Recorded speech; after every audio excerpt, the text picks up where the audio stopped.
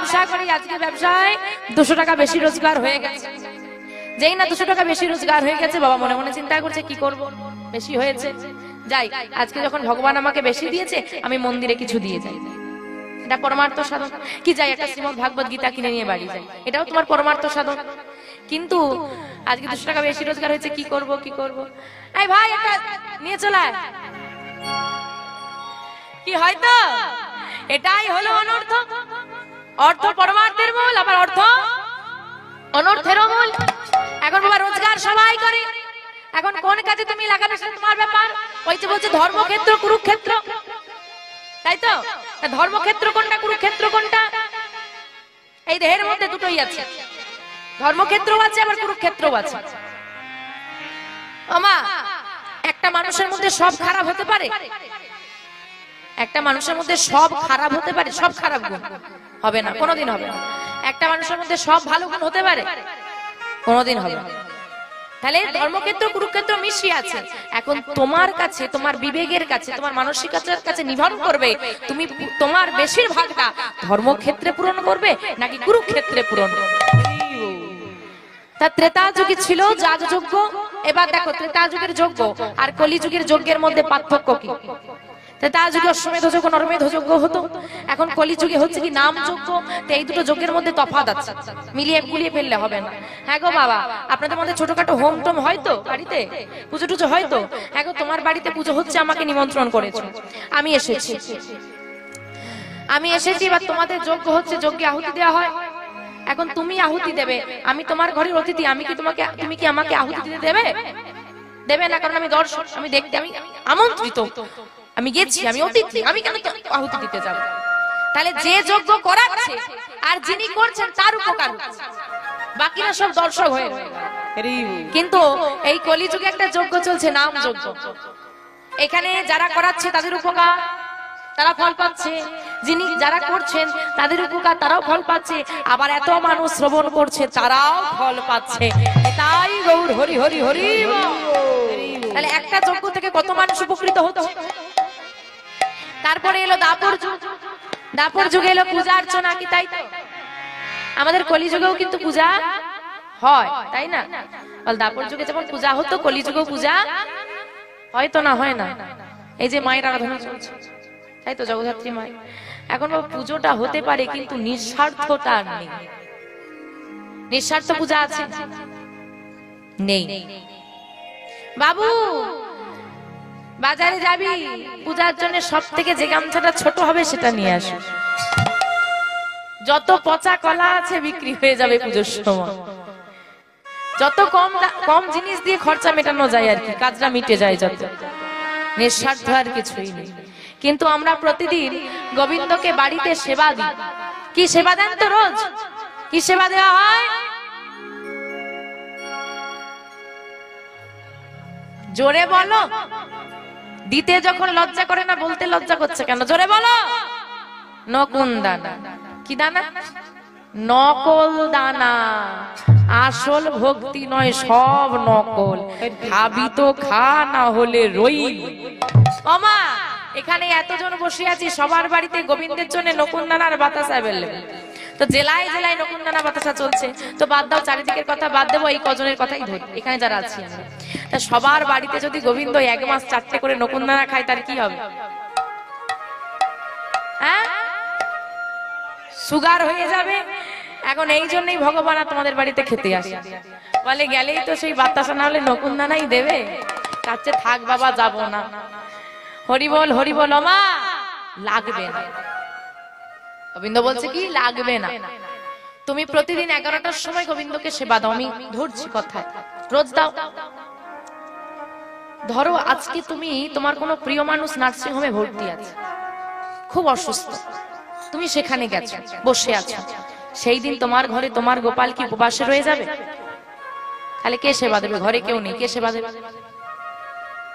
দিতে পারবে না তুমি? কেন দিতে পারবো না? দেহটা তো আছে। আরে ভগবান তো আমাকে দেহটা দিয়েছে। যেদিন পৃথিবীতে এসেছিলাম আমি কি গোবিন্দকে নকুনদানা খাওয়া বলে 1 বস্তা নকুনদানা নিয়ে এসেছিলাম? নিয়ে তো আসেনি। কি নিয়ে এসেছি? দেহটা। একটা বস্ত্র পর্যন্ত নিয়ে আসতে পারিনি। শুধু দেহটা নিয়ে এসেছিলাম। গোবিন্দ বললে ওটাই সেবায় দাও। ও মা, সেবা দেবো কি করে? মাথা খারাপ নাকি?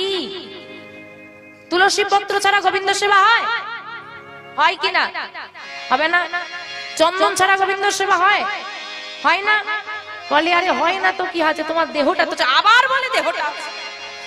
আরে দেহে কোথায় পাবো এইসব চন্দন তুলসী? বলছে সব আছে। তোমার মন তুলসী ভক্তি চন্দন, তোমার মন তুলসী ভক্তি চন্দন। ওই চন্দন মর্দনে করে যদি একবার নয়নের বাড়ি বরিশনে করে গোবিন্দকে সেবা দিতে পারো, প্রাণনাথ আমার তোমার সেবা গ্রহণ করে।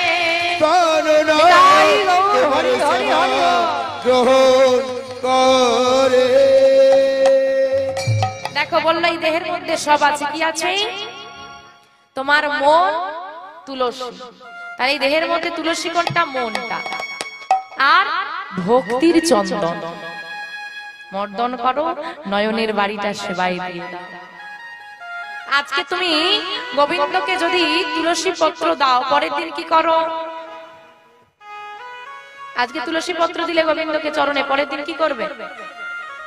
ফেলে দেবো কি সেবা করে নেব? তুলে নিতে হবে, আবার নতুন দিতে হবে তো। আর দেখবেন 5-6 দিন পর পর চন্দন তুলসী গোবিন্দের চরণে দেওয়ার পর একটা চন্দনের প্রলেপ পড়ে যায়, সেটাকে মুছে পরিষ্কার করে দিতে হয়।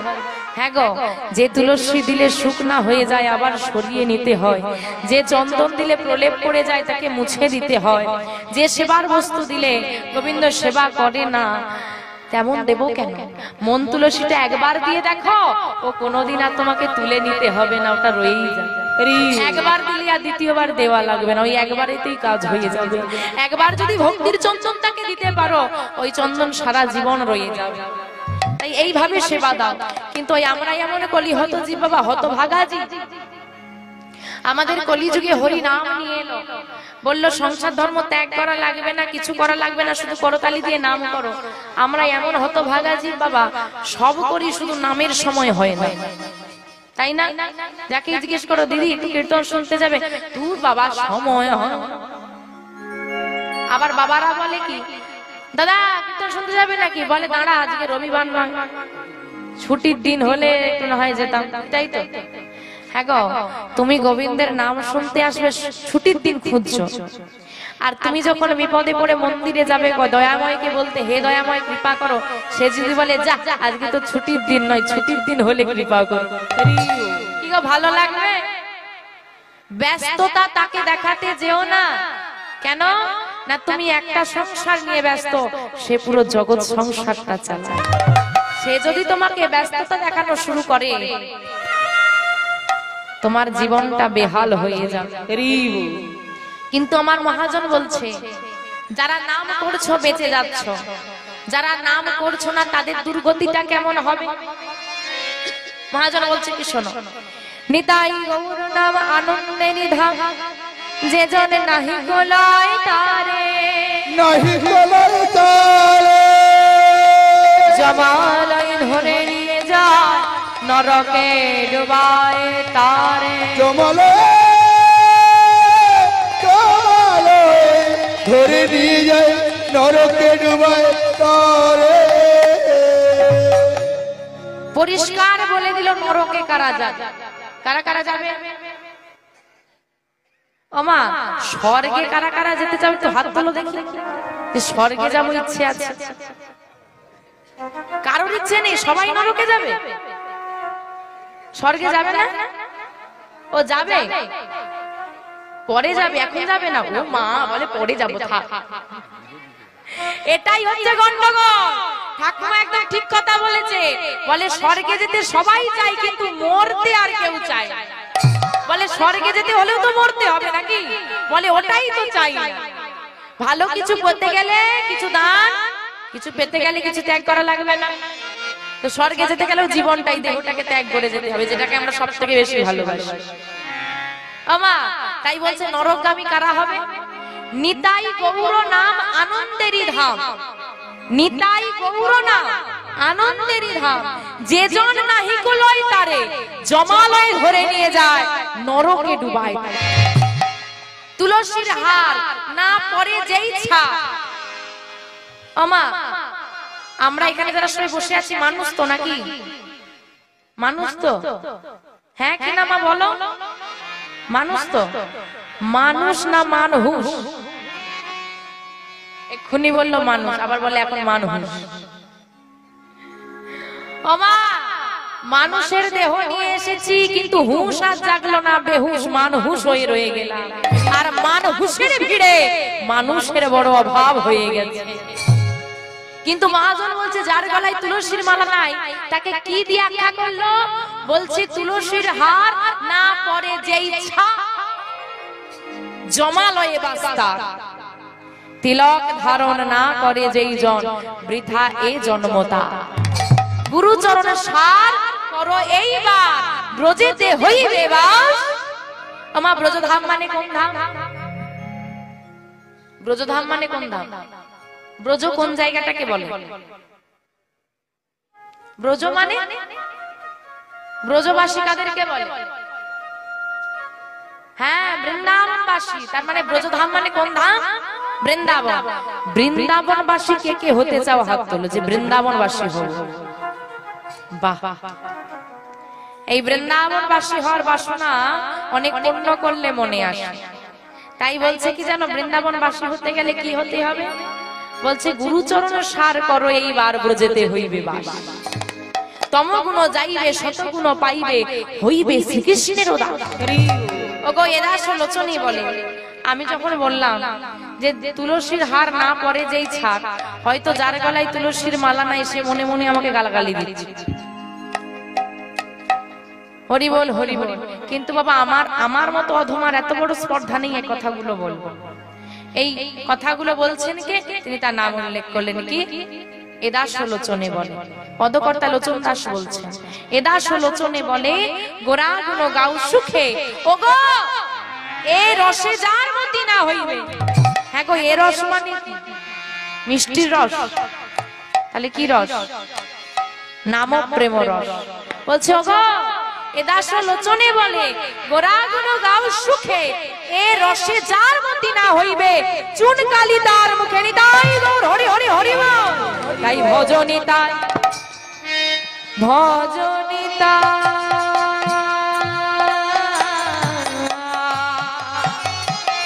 তোমরা ভজ ভজ নিতা,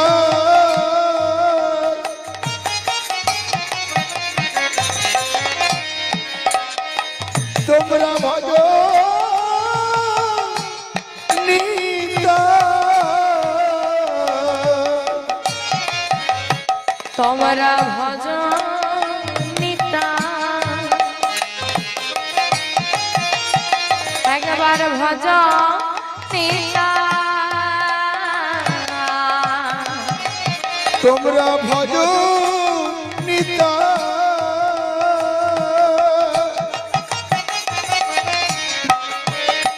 একবার ভজ নিতা। হরি বল হরি বল। মা আপনারা সবাই ভক্ত হয়েছেন, আমরাও ভক্ত হয়েছি, তাই তো? আমরা হয়েছি লোক দেখানো ভক্ত। লোক দেখলেই ভক্ত হই, তারপর শক্ত হয়ে যায়। হরি বল হরি বল। যাই হোক, আমরা যে ভক্ত হয়েছি, আমরা কিরকম ভক্ত? সাংসারিক ভক্ত। সংসারও ছাড়বো না আর গোবিন্দকেও ছাড়বো না। আমাদের মতো একজন সাংসারিক ভক্ত মন্দিরে গেছে। আপনারাও মন্দিরে যান, মন্দিরে গিয়ে প্রণাম করেছে, আমরা যেমন করি সেও প্রণাম করেছে। এবার প্রণাম করেই ভগবানকে বলছে, ও ঠাকুর আমার কপালে এত দুঃখ কেন? আমার তোমাদের কপালে দুঃখ আছে? নেই? বাহ সুন্দর। যাই হোক, প্রথম শুনলাম কেউ বললো আমার জীবনে কোনো দুঃখ নেই। আমা ওই ভক্ত জিজ্ঞেস করছে, হ্যাঁ গো আমার কপালে এত দুঃখ কেন গো? আর এই দুঃখ থেকে মুক্তি কি করে পাবো? দুটো প্রশ্ন। কি কি? আমার কপালে এত দুঃখ কেন, আর দুঃখ থেকে মুক্তি কি করে পাবো? মহাজন বলছে, কি বলছে? ভজন নিতাই, তোমরা ভজন নিতাই, তোমরা ভজ নিতা।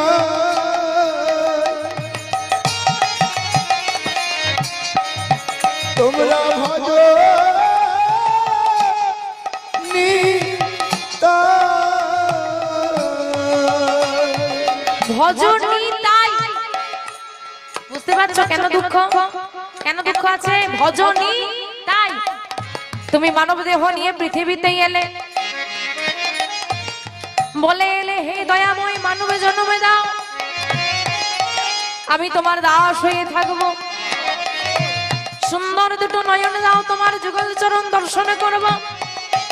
বদন দাও, কৃষ্ণ কথা বলবো। শ্রুতিমূল দাও, কৃষ্ণ কথা শ্রবণে করব। দুটো সুন্দর হস্ত দেবে, আমি তোমার চরণে সেবা করব। আমায় দুটো চরণে দেবে, তীর্থে তীর্থে ভ্রমণে করব। ওগো আমরা সবাই বলে তো এসেছিলাম, কিন্তু মাগো যে কাজের জন্য দেহের সর্বাঙ্গ সাজিয়ে নিয়ে এলাম সেই কাজ তো করলাম না। তাই বলছে শোনো কলিরিজি, এই সংসারটা হচ্ছে গরলের সাগর। গরল মানে আমার গরল মানে কি গো? গরল মানে বিষ। হ্যাঁ গো, সবজি দোকানে গিয়ে ওষুধ চাইলে পাবে? পাবে না। তেমন এই সংসারটা তো বিষের সাগর। এখানে কি আনন্দ পাবে, সুখ পাবে, অমৃত পাবে? পাবে না, তো বিষই আছে এখানে। শুধু দুঃখ, সুখ পাবে না, শুধু দুঃখই আছে। তাই তোমরা যদি সুখ পেতে চাও, যদি আনন্দ পেতে চাও, ওই নিতাই চরণ ধরো, ওই গৌর চরণ ধরো। কারণ তিনি হলেন অনাদির আদি গোবিন্দ, ঈশ্বর পরমা কৃষ্ণ সচ্চিদানন্দময় বিগ্রহ। অনাদির আদি যিনি সর্বকারণের কারণ। ওই আনন্দের বিগ্রহের চরণ যদি ভজতে পারো, চরণ যদি ধরতে পারো, তোমার জীবনের সব দুঃখ চলে যাবে। আর তুমি ভজনী তাই, ভজন সাধন করনি তাই দুঃখে আছো। আর দুঃখ থেকে মুক্তি কি করে পাবো গো? ভজনী তাই। তোমরা ভজনী তাই, ভজনী তাই, তোমরা ভজনী তাই।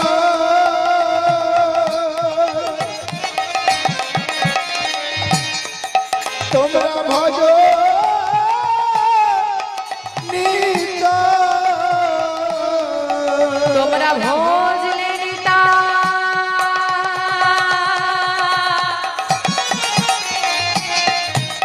অগো পাবে নিতা।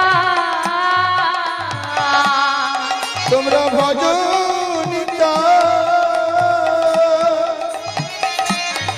তোমরা ভজনী তাই। তোমরা নিতাই ভজলে প্রাণ গোবর পাবে।